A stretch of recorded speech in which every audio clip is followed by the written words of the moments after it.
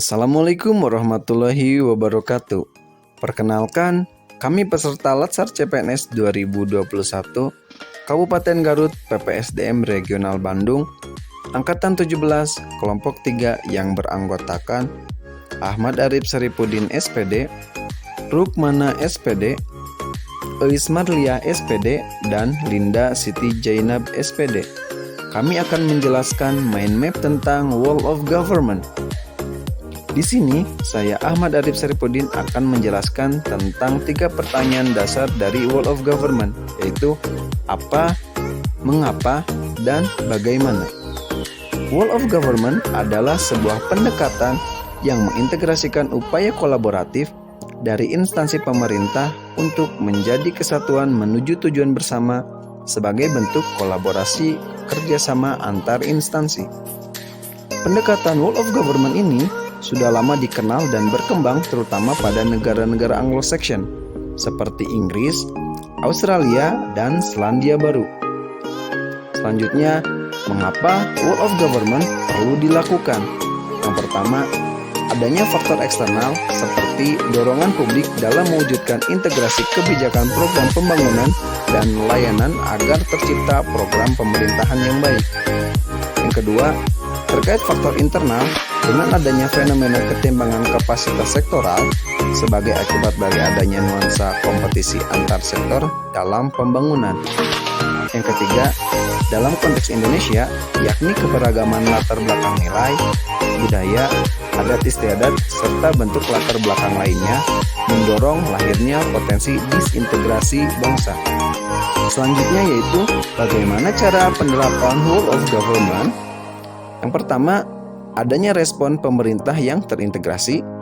Yang kedua, menghilangkan sekat sektoral. Yang ketiga, kerjasama antar instansi. Yang keempat, kolaborasi. Dan yang kelima, koordinasi dan sinergis. Materi selanjutnya mengenai penerapan WOG. Penerapan atau implementasi Whole of Government atau WOG dalam pelayanan yang terintegrasi terdapat 3 hal pokok yang harus kita ketahui bersama.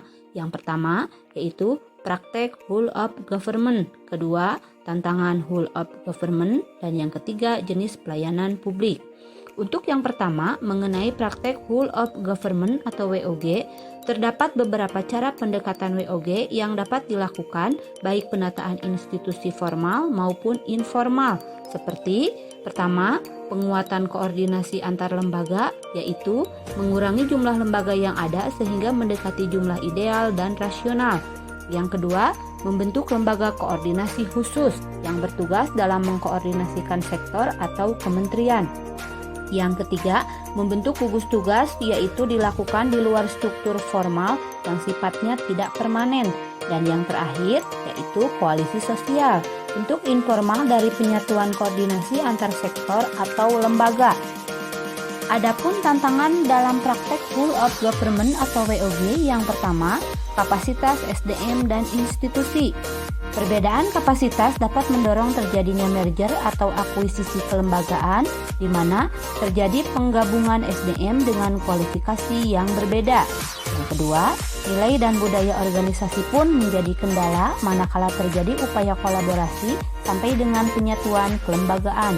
Dan yang ketiga, kepemimpinan. Kepemimpinan yang dibutuhkan adalah yang mampu mengakomodasi perubahan nilai dan budaya organisasi serta meramu SDM yang tersedia guna mencapai tujuan yang diharapkan. Selanjutnya, jenis pelayanan publik. Jenis pelayanan publik dapat dikategorikan menjadi 4 macam. Yang pertama, pelayanan yang bersifat administratif, yang berupa pembuatan dokumen seperti KTP, status kewarganegaraan, surat kepemilikan, pembuatan KK, dan lain-lain. Kedua, pelayanan jasa seperti jasa pendidikan, jasa kesehatan, perhubungan, dan lain-lain. Yang ketiga, pelayanan barang seperti pelayanan jaringan telepon, listrik, air bersih, dan lain-lain.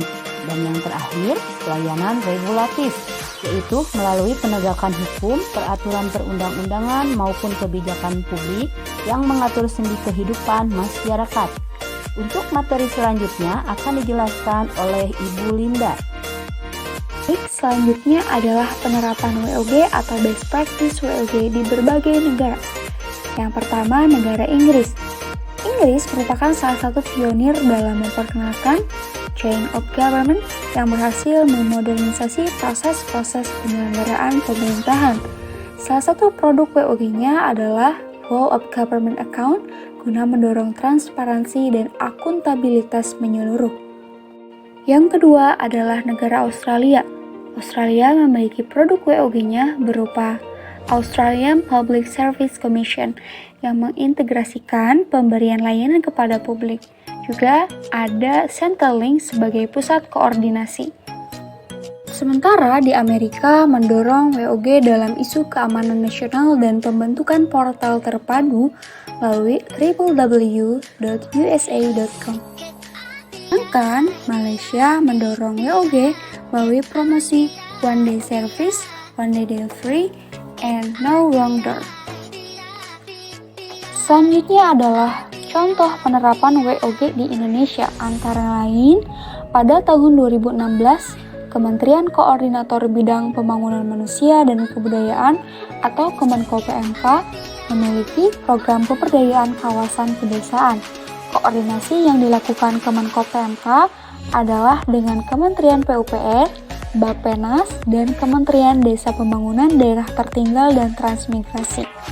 Selanjutnya, untuk menjaga investasi ilegal, pemerintah menunjuk OJK sebagai fasilitator untuk berkoordinasi dengan 13 lembaga. Implementasi WOG pada era digital, khususnya di Kabupaten Garut, sebetulnya sudah banyak diterapkan di berbagai bidang. WOG atau yang dikenal juga dengan istilah e-government dijalankan guna meningkatkan pelayanan terhadap masyarakat, baik secara umum atau antar pemerintahan, juga antara pemerintah dengan pihak swasta. Di antara aplikasi digital tersebut yaitu Sikadu, Sistem Informasi Kebakaran Terpadu, Sijeruk, Sistem Informasi Jaring Rujukan untuk melayani masyarakat di bidang kesehatan, khususnya kegawat daruratan. Selanjutnya ada Sijempol dari Dinas Penanaman Modal dan Pelayanan Terpadu atau Sistem Informasi Jaringan Elektronik melalui perizinan online. Aplikasi ini bisa diakses melalui sijempol.garutkab.go.id. Masyarakat bisa melakukan perizinan melalui Sijempol, diantaranya izin mendirikan bangunan, izin usaha jasa konstruksi, izin reklame, izin peruntukan penggunaan tanah, dan izin trayek angkutan pedesaan atau angkutan kota. Berikutnya adalah elektronifikasi transaksi pemerintah daerah atau ETPD. ETPD adalah upaya mengubah transaksi pendapatan dan belanja pemerintah daerah dari cara tunai menjadi non-tunai berbasis digital. Penerapan kebijakan ETPD diharapkan mampu meningkatkan pendapatan asli daerah dengan menerapkan prinsip transparansi, akuntabel, tata kelola yang baik, dan integrasi sistem pengelolaan keuangan daerah yang akan membuat daerah menjadi lebih maju. Yang sudah menerapkan ETPD di Kabupaten Garut diantaranya Dinas Perindustrian, Perdagangan, Energi, dan Sumber Daya Mineral. Contohnya di Pasar Wanaraja, sudah ada transaksi digital, pembayaran retribusi kecil sudah menggunakan barcode sehingga tidak ada lagi penerimaan uang untuk pembayaran retribusi setiap harinya. Dan yang terakhir adalah Garut Comment Center dan Videotron. Comment Center adalah sebuah karya yang lahir dari kesadaran tentang pentingnya mengimplementasikan teknologi informasi dan komunikasi untuk mendukung operasional pelayanan pemerintah yang lebih efektif. Pembangunan Comment Center merupakan bantuan dari pemerintah Provinsi Jawa Barat tahun anggaran 2019.